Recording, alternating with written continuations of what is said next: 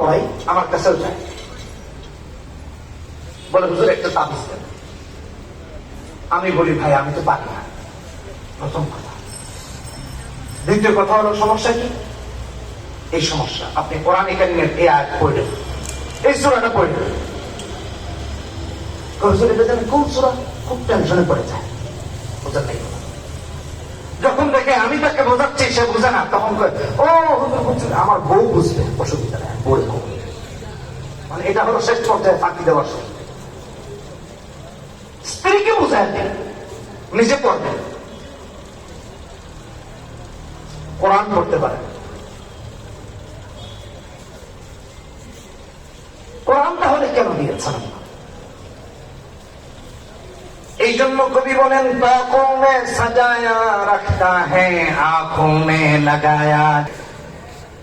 আল্লাহর কালাম আপনি আপনার জায়গায় আবার থাকেন, আবার আগামী সবে বরাতে দেখাও,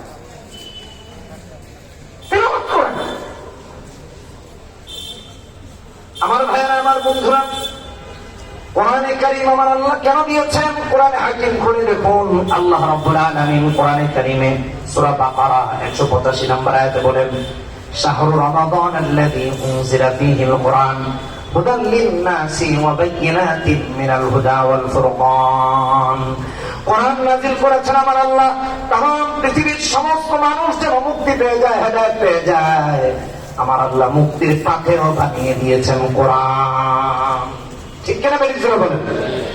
মুসলমানের জন্য না, খালি ইহুদি নাসারা মুসলিম ও মুসলিম সবার জন্য হুদাল লিন-নাস বলেছেন। কয়েকদিন আগে নাসা মহাকাশে শব্দ পেয়েছে, ঝাঁকুনি শব্দ পেয়েছে। এটা সারা পৃথিবীর media, print media, electronic media, digital media, social media খুব ভালোভাবে প্রচার করেছে। এটা তো ইসলাম 1450 বছর আগে বলেছে, 1450 বছর আগে বলেছে। মহাকাশ নিয়ে একটু পড়াশোনা করবেন। বিজ্ঞানীরা কখনো বলেছে পৃথিবী ঘুরে না, ঘুরলে তো আমরা এক জায়গায় থাকতে পারতাম না, ছিদ্রায় চারদিকে গিয়ে পড়তাম। এক পর্যায়ে এসে বিজ্ঞানীরা বলছে না, পৃথিবী ঘুরে। ভালো করে বুঝছেন? আর আল্লাহ 1450 বছর আগে তার কালামে যা বলেছেন কিয়ামত পর্যন্ত তাই আছে। তামাম পৃথিবীর বিজ্ঞান হয়তো মিথ্যা হবে, হয়তো সত্য হবে, আল্লাহর কালামের একটা শব্দকেও মিথ্যা প্রতিপন্ন করে দেখাতে পারবে। হুদাল লিন-নাস, গোটা বিশ্ববাসীর মুক্তির জন্য আমার আল্লাহ কোরআন পাঠিয়েছেন। ওয়া বায়্যিনাতিন মিনাল হুদা ওয়াল ফুরকান। এই জন্য কোরআন পড়ি, কোরআন বুঝি, কোরআন অনুযায়ী আমল করি। এই কোরআন আমাদের সন্তানরা পড়ে না, শুধু পড়ে না তা না, কোথাও যদি পড়া হয় উল্টো বাধা দেয়। কথা বলে ঠিক কেনা? বাধা দেয়। এখনো 1 বছর হয়, আপনারা গুগলে সার্চ দেন, গত রমাদানে ঢাকা বিশ্ববিদ্যালয়ে কোরআনে কারীমের তেলাওয়াতের আয়োজন করা হয়েছে। কারি সাহেবকে রক্তাক্ত করা হয়েছে, আক্রমণ করা হয়েছে, তেলাওয়াতের আয়োজনকে পণ্ড করে দেওয়া হয়েছে। কারা করছে? ফেরেশতারা। কথা বলেন না, কেন করা হয়েছে? কোথায় আছি একটু দেখেন। একটু দুঃখ বলি, গত মে মাসে ইংল্যান্ডে গিয়েছি, লন্ডনের এক বাস।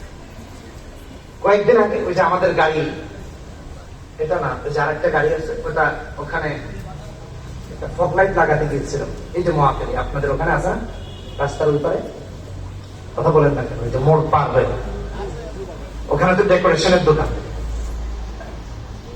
তো দেখলাম একজন তার গাড়িতে সাউন্ড সিস্টেম করার জন্য 6 লাখ বা 7 লাখ টাকা দিয়ে বক্স টক্স এনেছে। এগুলো এনেছে গাড়ির পেছনে লাগিয়ে গাড়ি চালাবে, আর গানের আওয়াজে মাতোয়ারা হয়ে যাবে, পৃথিবীতে থাকবে না। গাড়ি থাকবে জমিনে, সে থাকবে 7 আসমানের উপরে। এই অবস্থা কোরআন খান। তো আমাদের দেশে এগুলো হয়। আমার এই আইডিয়া ছিল না যে বাসা বাড়িতে এটা হবে।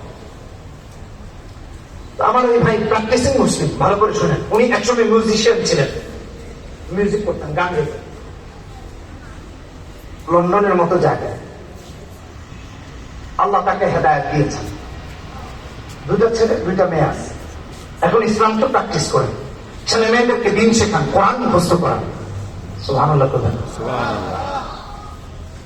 উনি যেহেতু প্র্যাকটিসিং মুসলিম, আমার দেখে খুব সন্দেহ হলো যে সে তার বাড়িতে এগুলো লাগিয়ে আবার বাচ্চাদেরকে দিন শেখাবে, উনি ইসলামকে প্র্যাকটিস করবে, এটা কেমন সম্ভব?